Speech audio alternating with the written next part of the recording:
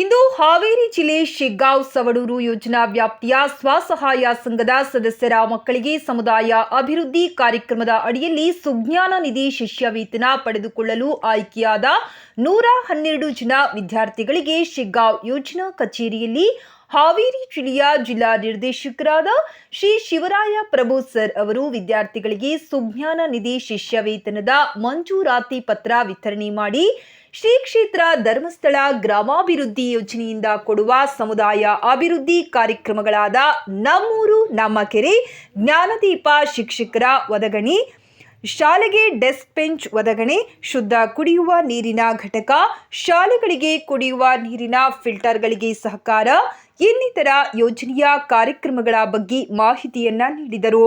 ಶಿಷ್ಯವೇತನ ಪಡೆದುಕೊಂಡ ವಿದ್ಯಾರ್ಥಿಗಳಿಗೆ ಶಿಷ್ಯ ವೇತನವನ್ನು ಸದುಪಯೋಗ ಪಡಿಸಿಕೊಂಡು ಉತ್ತಮ ವಿದ್ಯಾರ್ಜನೆ ಮಾಡಿ ಸಮಾಜಕ್ಕೆ ಉತ್ತಮ ವ್ಯಕ್ತಿಗಳಾಗುವಂತೆ ಶುಭ ಹಾರೈಸಿದರು.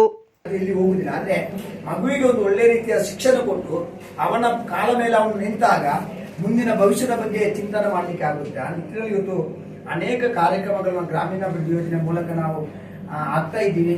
ಹಾಗಾಗಿ ಇವತ್ತು ನಮ್ಮ ಎಷ್ಟೋ ಮಕ್ಕಳು ಇವತ್ತು ನೋಡಿದ್ರೆ ಗೊತ್ತಾಗ್ತದೆ. ಮೊನ್ನೆ ಇವತ್ತು ಟಿವಿಯಲ್ಲಿ ಪೇಪರ್ ನೋಡೋ ಗೊತ್ತಾಗ್ತದೆ.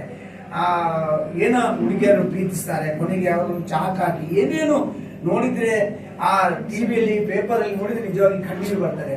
ಎಷ್ಟು ಅಪ್ಪ ಅಮ್ಮ ಕಷ್ಟಪಟ್ಟು ಏನೇನೋ ಮಾಡಿ ಕೂಲಿ ಮಾಡಿ ಕಷ್ಟಪಟ್ಟು ಓದಿಸಿ ಮಕ್ಕಳು ಈ ರೀತಿ ಹೋಗ್ತಾರೆ ಅಂತ ಹೇಳುವಾಗ ಯಾರಿಗೂ ಅದು ಒಂದು ನೋವಾಗುತ್ತೆ. ಹಾಗಾಗಿ ಪ್ರತಿಯೊಬ್ಬ ವಿದ್ಯಾರ್ಥಿನಿಯರು ಸುಮಾರು ಒಂದು 18-15 ವರ್ಷದಿಂದ 23 ವರ್ಷಕ್ಕೆ ಬಹಳ ಎಚ್ಚರಿಕೆಯಿಂದಿರಬೇಕು.